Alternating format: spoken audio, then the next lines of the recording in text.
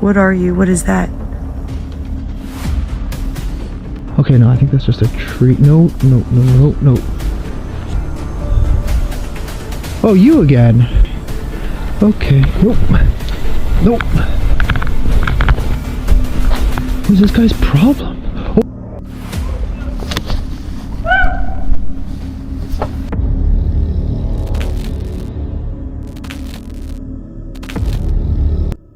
Angelo, the creator behind the well-known YouTube channel Exploring with Angelo, is no stranger to unsettling places.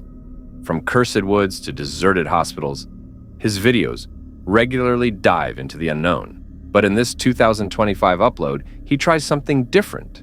Randonautica, a cryptic app said, to send users to odd, sometimes unexplainable locations based on their chosen intent.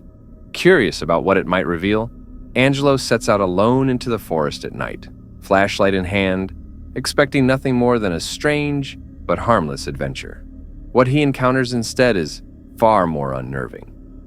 What's up, guys? Welcome back to a brand new Randonautica adventure. So I haven't done this for a couple of days, been working on some other stuff, and for those of you that don't know what Randonautica is, it is this crazy app that takes you on nutso adventures. You find some weird stuff, strange things sometimes, and yeah, it's a lot of fun.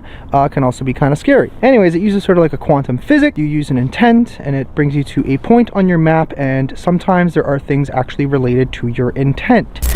Almost as soon as he steps into the trees, the atmosphere shifts.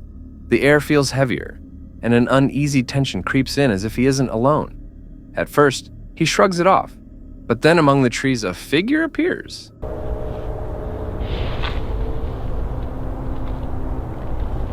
Somebody's like out there, or that's kind of weird. Heard something.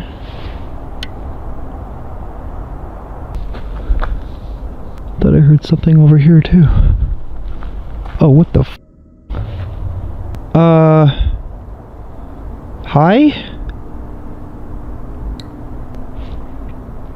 Can I help you?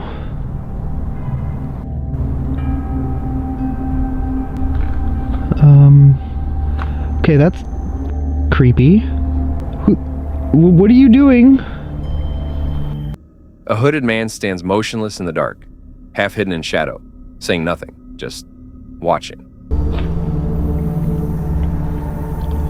Okay, this is really weird. What the hell? Why are you just standing there?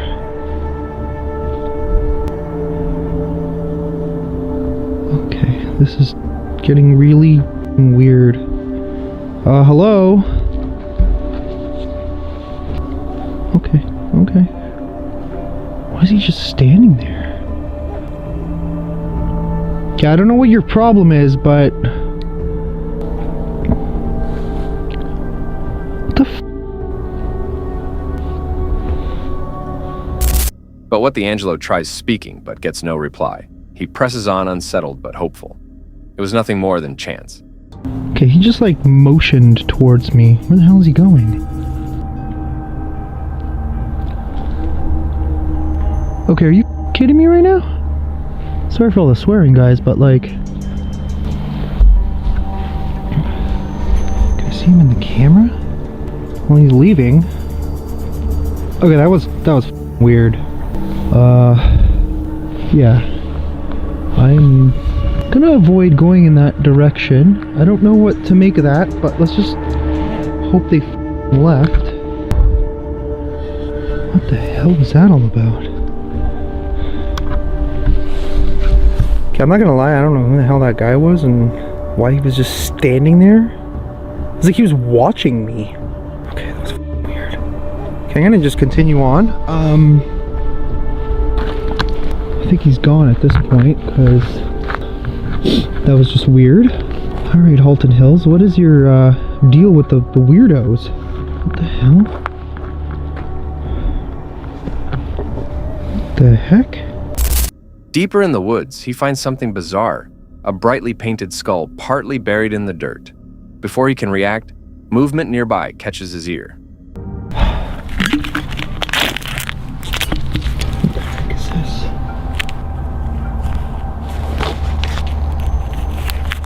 what this is. It looks like there's definitely something on it. Oh, I heard something. What the hell?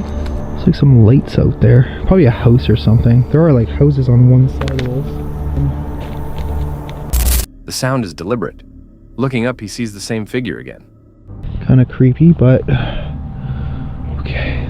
Well, let's just hope that dude is completely gone, because what the okay, no, I think that's just a tree. No.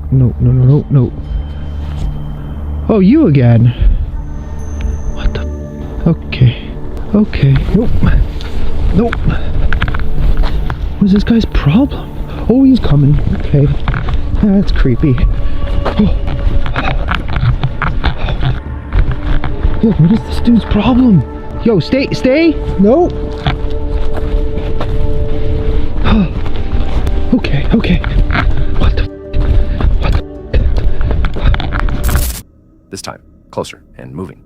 First, the stranger appears across the path. Then, only seconds later, he surfaces from another direction. Silent, almost like he's trying not to be noticed. Angelo realizes this isn't coincidence. He's being followed. Are you kidding me right now? What? Okay, I think he's gone. Panic sets in. Angelo breaks into a run, sprinting through the trees. Every snap of a branch sounds like pursuit. Every flicker of darkness feels alive. His flashlight trembles in his grip as he races toward his car, lungs burning, fear rising. He reaches the vehicle, slams the door shut, locks it, and speeds away, leaving both the woods and the figure behind. Many brush Randonautica off as a novelty app, but moments like this raise real concerns. Was the figure just chance, or someone waiting for explorers the app might lure? As the app's popularity spreads, so too does the risk of real-world threats behind the thrill of curiosity. In the end, Angelo got away unharmed. But one question lingers. Was the app leading him to something strange, or leading something strange to him? The idea was straightforward. Spend one quiet night camping alone in a Danish forest before heading back to work the next day. For Sophie, the creator of Outdoor Girl Sophie, it felt like an easy escape. Just a short train ride from home, some fresh air, and a single peaceful evening among the trees. She picked a small nearby forest, usually busy in summer, but calm enough on a rainy weekday to feel private. Even though the rain poured for much of the afternoon, Sophie stayed committed, carrying on with her plan despite being soaked from the knees down. As the rain slowed, she wandered through the open woods, searching for a campsite. Hi, I'm Sophie. Today I'm on a solo camping trip in a forest in Denmark. It's raining a lot. Hopefully it clears up before I have to set up my tent. I hope you will join my adventure.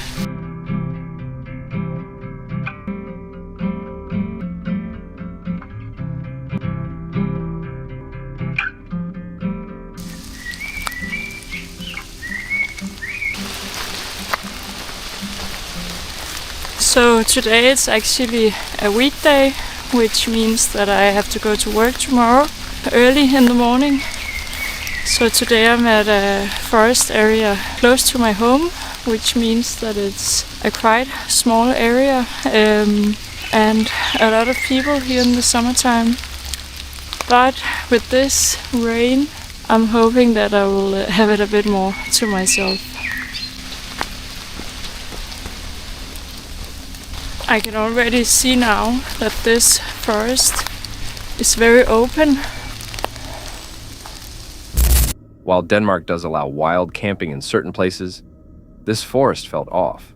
Paths cut through the trees, tire tracks scarred the mud, and the faint hum of cars reminded her civilization wasn't far away.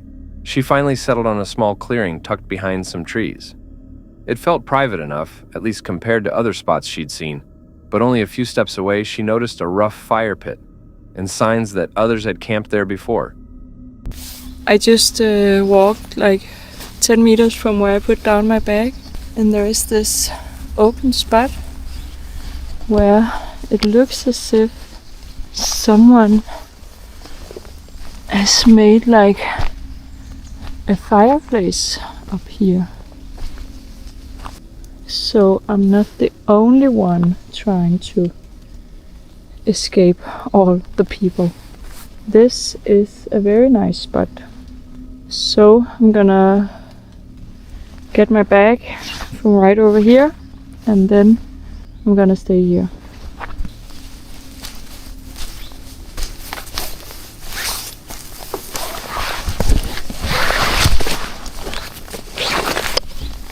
It's so heavy.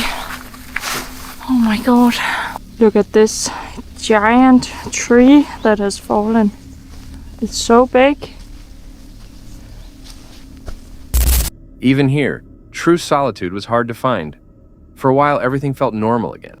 She cooked a simple meal and walked the area casually. But the atmosphere shifted once more when loud music echoed through the forest. Somewhere nearby, a group had started a party. Then, out of nowhere, 5 men on bikes tore down a trail close to her camp, shouting and laughing as they went past. The moment wasn't threatening. No words exchanged, no aggression, but it was unsettling. The sense of being truly alone vanished instantly. A quiet unease began to grow. Now I just need to find a suitable stick for my new table. Should be possible.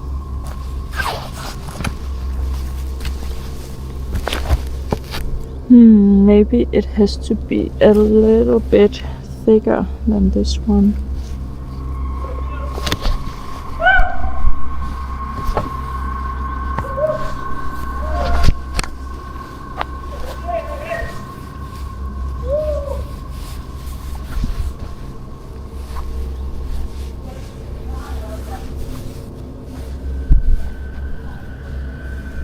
Yeah, just when I thought I was alone, there are 5 guys driving through on their bikes, screaming and giving me a big shock. Yeah, I'm gonna stay here and cook dinner and maybe camp. I don't know. We'll see. She tried to keep to her routine, but the discomfort only worsened. The thought of falling asleep in a thin tent while strangers roamed nearby became too much. Even though she knew logically that nothing would likely happen, the tension was enough to change her mind. She carefully packed her gear and started the walk back toward the station. So now should be the time where I put up the tent and get ready for the night. I don't know. I don't think I feel like staying here for the night. Like, you can hear loud music in the distance, and I can hear cars very close by. Oh, now there is a guy biking right here. Yeah, I think I need to pack up and then just go home in my bed. Her night didn't end under the stars by a fire, but with a calm train ride home in the comfort of her own bed. This wasn't a dramatic story. No crime, no threat, just the fragile weight of vulnerability. What it showed, though, is how easily solitude can break. A sound in the distance, a group riding past, or even a glance in the wrong place. Those little moments can unravel even the most careful plans, especially when you're alone. Sophie wasn't scared of people, but fear doesn't always mean danger. It's often about being exposed. In a world where wild places shrink and quiet is rare, how safe are we really when we're technically alone, but never fully unseen? When you head out on a solo journey into the wilderness, you anticipate peace, quiet surroundings, maybe the occasional harmless animal. But for the creator of the Cascade Tracker channel, what began as a standard camping trip quickly turned into a tense and nerve-wracking fight to stay safe. Far into the backcountry, he was preparing to sleep under the stars when an uninvited guest appeared. So, the bear sighting, my main concern is that he doesn't come back here. You know, it's gonna be dark soon. I'll be in this flimsy tent. Okay, so my very best protection, and I don't even know if it would work or not, would be squirting out this ethanol as a flame. Okay, so I'm gonna prepare that with a lighter and this bottle inside. Second, my camera here has a light on it, so I can have a light if I need it. And I put the fully charged battery in the camera. And other than that, my backpack was hanging on this motorcycle. So now it's gonna be in here with me, because bear could easily grab that and take off into the woods if it smelled like some food or something, you know. And that's all I can do. I walked over there because I didn't hear it go very far into the forest. Well, I saw him run, and then he went up left onto the hillside and was snorting. A black bear wandered directly into his sight, forcing him into a moment where instinct and quick thinking became his only defense. Come on. I'm not leaving. Get out of here.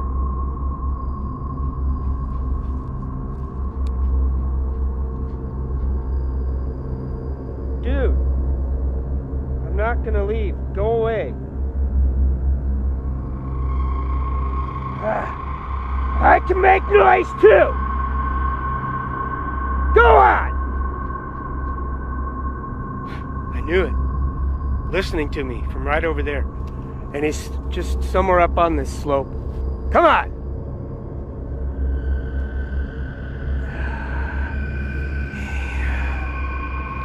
He's a feisty one. I need a fire. I'm gonna make a fire. I can't do this. It's gonna get late and dark and he's gonna be around. He's still up there. I didn't hear him leave. It's probably going to be a long night. Here's one thing.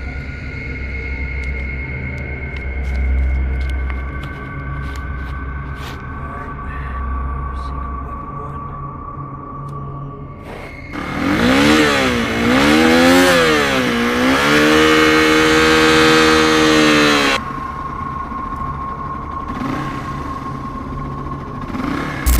As he worked on setting up his tent, movement caught his eye. A black bear uncomfortably close. With dusk approaching and only a thin sheet of nylon between them, he started bracing for the worst.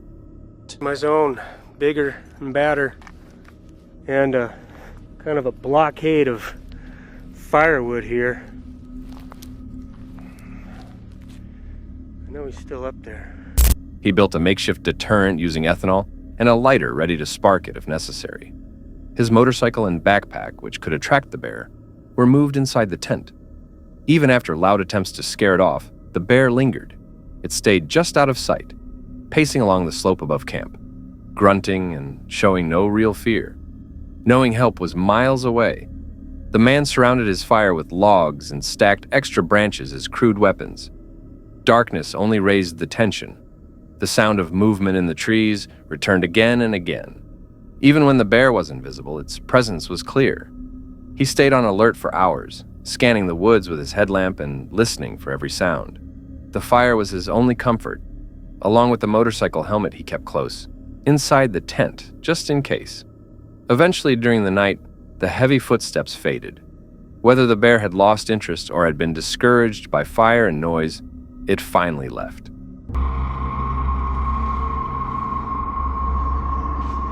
I'm looking forward to that coffee. The bear didn't come back last night. And I took every precaution I could to protect myself in case he did. I think the smartest thing for me was that I brought my helmet into my tent to put it on in case he attacked. I think mostly the guy was curious. You know, this is probably a familiar place for him, and not too many people come back here. I didn't see well, I did see animal signs farther down the road. Looked like old bobcat poop. Nothing else. No deer signs, no bear signs, no big cat signs.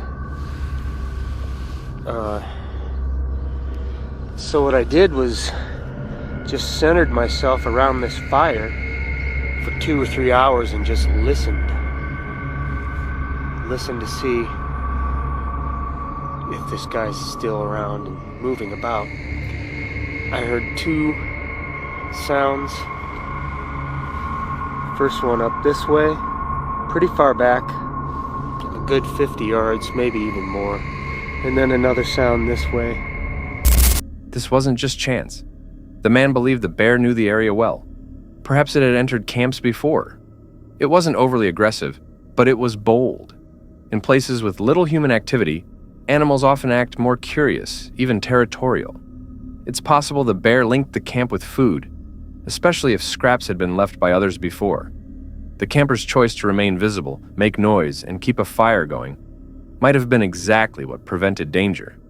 By morning, the forest was quiet again, but the long night was a sharp reminder of how quickly calm can turn into crisis. Alone, relying only on his gear and instincts, he managed to walk away unharmed. Would you have stayed through the night or packed up and left as soon as the danger appeared? Posted July 5th, 2025, this installment of Dee's Dark Adventures is different from the channel's typical ghost hunts and camping expeditions. Famous for raw, unscripted live streams and immersive overnight probes, the channel usually plunges into eerie territory. But that night felt off. The setting, a remote stand of woods, had everything needed for a chilling encounter. What happened would soon rank among the most unsettling episodes in the channel's run. Dee entered the woods ready. Several light sources, motion-sensitive gear, and an open mindset. She wasn't there to provoke, only to record and attempt contact with any lingering energies in the dark. Yet soon after she began, I had to change my light again. Fuck. They keep training my lights. They were quiet. And then that whistle.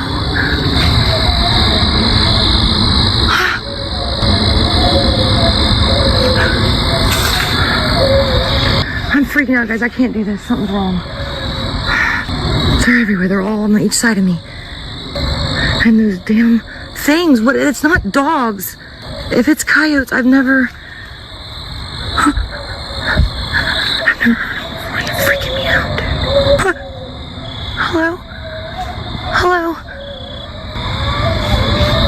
Oh my god, dude. What is happening? Something's wrong, dude. the environment shifted in ways even veteran paranormal viewers found unusual. It began subtly. Her lights started failing for no clear reason, despite fresh batteries and careful checks. As she tinkered with equipment, the forest became oppressively still. No animals, no wind, just a silence pierced only by faint rustling beyond her flashlight's beam. Then the whistles arrived. Not a single sound, but multiple whistles from various directions. They weren't random. They sounded human, or at least like something mimicking human noise. As the calls circled, she fought to stay composed, speaking softly, and even singing lullabies to steady herself. That's when the gear responded. Motion-triggered balls illuminated. First erratically, then in clear sequences. Dee fought to stay logical, but the timing was hard to dismiss. I can keep singing if you want me to keep singing. Touch that ball.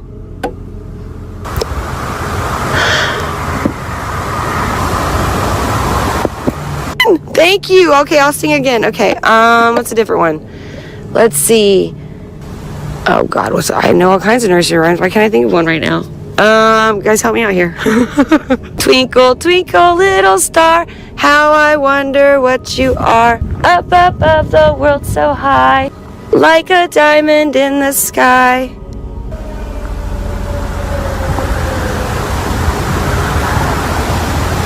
I've had it. Dude, no. No.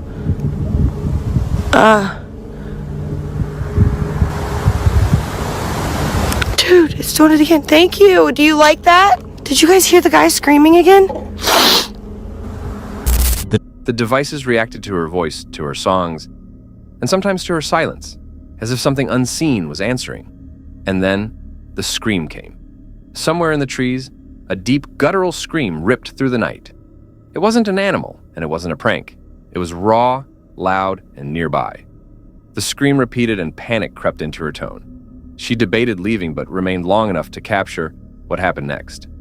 She recorded everything she could, hands trembling as she narrated the events into her camera, documenting each odd cue and every unexplained sound. Shut up.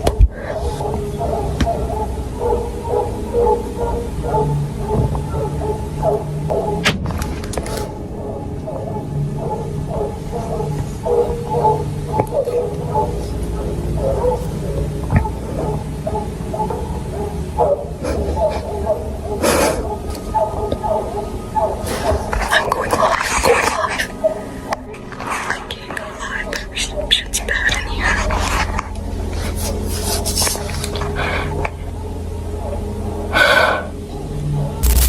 At one point, she saw a shadow at the tree line. It stayed still, just hovered. When she aimed her light at it, it vanished. Her infrared camera glitched. Her flashlight dimmed, and only the motion-activated balls kept responding to seemingly deliberate cues. What followed was chaos, increased movement, more shadows, and the oppressive sense of being encircled. She later described a black mass with a pale face floating near the ground, and another form peeking from behind a tree. Her lights faltered. Her voice shook. Finally, she chose to end the stream. The decision came after several minutes of growing terror and a clear sense that lingering might be unsafe. Look at that thing to the left. Right there. What is that? Why is it dimming? Don't do that. What are you? What is that? It's blurring. Movement around me. Stop. Okay. There's something peeking right there around the corner. And there's something flat on the ground that's black with a white face.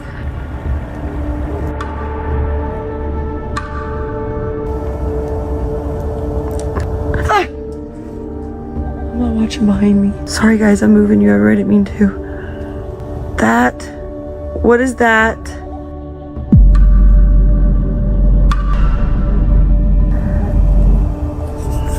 Oh, please work. My light won't. It's moved. And then there's a thing looking around the corner there. I don't like it. That's a dark shadow, dude. Dee packed up and left the woods, shaken and gasping. Whatever occurred that night went beyond a routine ghost hunt.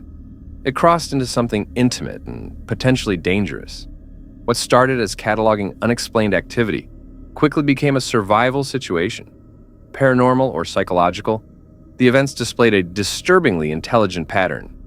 Devices answering speech, noises imitating human behavior, and shadowy figures appearing just out of reach. Some will say fear exaggerated perception. Others insist she confronted something that did more than want to be seen. It sought control. Either way, Dee's ordeal is a warning. Venture deeper into the unknown, and you increase the chance something watches you back. She exited the forest. But the thing out there didn't need to follow, because sometimes what hides in the dark isn't waiting for you to find it. It has already found you right now. The next unsettling account comes from Sarah Shamblin, a solo female van lifer journeying across the United States with her dog, Toby. Her channel highlights the realities of road life, mixing van builds, off-grid living, and reflective quiet moments. On September 17th, 2023, Sarah camped alone in a remote spot. What began as a calm evening of self-care soon turned unnerving. She was settling in for the night, watching a show inside her van, whitening her teeth, and enjoying the solitude that solo camping can bring. Everything felt normal until the glare of headlights cut through the darkness behind her van. Two strangers had parked directly behind her.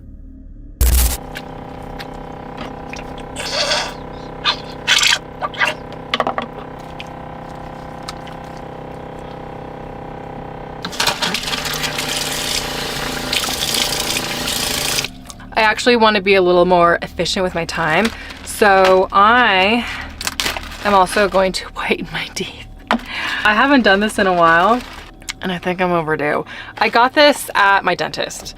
It came with my insurance when I had insurance, so. Oh, it didn't come with my insurance, I'm sorry. But I got a really good discount because of my insurance. Anyway, it's this stuff, and then these are molded to my teeth. And you can keep it in your mouth for up to 4 hours. I'm not gonna do that. I kept the instructions. 1. That's 2. Cool. These last a really long time too. I have 3 of them and I'm still working on the first one. I'm looking up at the camera thing. Wow, I don't even know what it's called. So this stuff hurts. Sorry, I officially have a lisp. So you don't want to put it on open wound. I'm going around that. It is an open wound.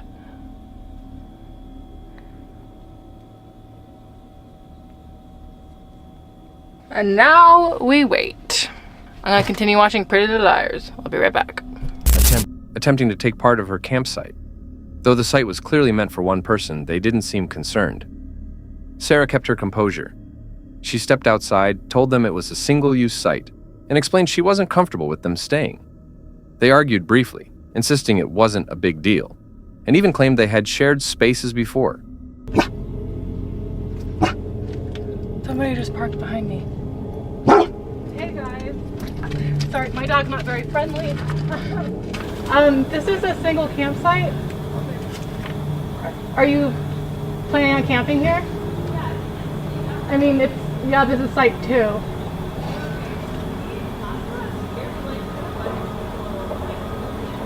I mean, were you guys all friends? Okay, my dog isn't friendly. Like, he's growling right now, so I mean, it's up to you, I guess, but I'd feel more comfortable if I was alone. Okay.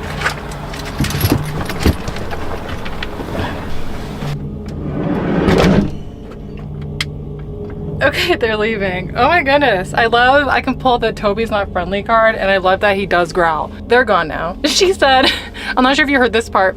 Sorry, the lisp. Well, we don't really like dogs anyway, so we'll just keep going. I don't even think she meant that, because no one doesn't like dogs. You like dogs. I know you like dogs. You like unfriendly dogs. That's fair. But like, also, you just wanted the power of making your own decision. And you didn't want to be kicked out by some random girl in her van. I'm gonna lock my doors. How's my list, you guys? But it wasn't the conversation that shifted things. It was Toby. Her dog sensed the tension and started growling.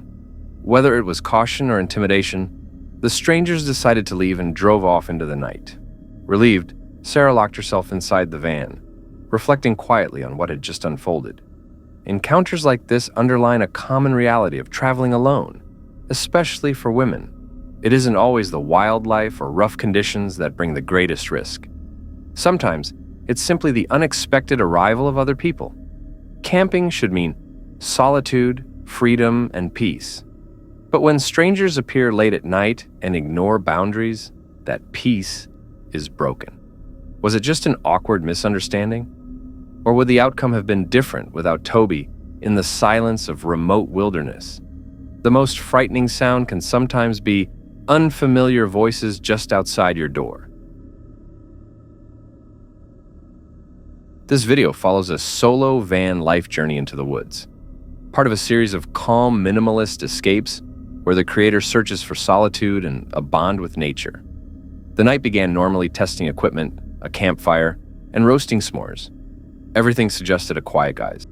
Guys, there's kind of like a sketchy truck. There's at least 2 guys in there. If you can see their brake lights here, they keep like stopping and going super slow. I don't know if they're just trying to check me out and see what I got going on. Obviously I carried that like nice power station and stuff back in here, so I didn't show myself like packing back up. But I'm by myself and I do not have, you know what, to shoot. So I got some bear base and like a knife and stuff. I don't know if I'm gonna hang out here or if I'm gonna go to a different spot tonight. I mean, I got my setup basically ready to go. Everything's back in the van. The fire's basically burnt out. So if I have to roll out of here, I just don't want them to be scoping me out and then tonight try to come in here and maybe mess with the van or try to rob me of what I got in here. So I'm just finishing up my coffee right now. I got the lights off in here just because I don't want them to be able to see in here very well, just in case they are being weirdos and trying to see what I got. They may be cool. Maybe they're just dealing with some vehicle issues, but you never know, man. When you're out in the middle of the woods by yourself, people do weird stuff, dude. So I'm kind of laying low right now.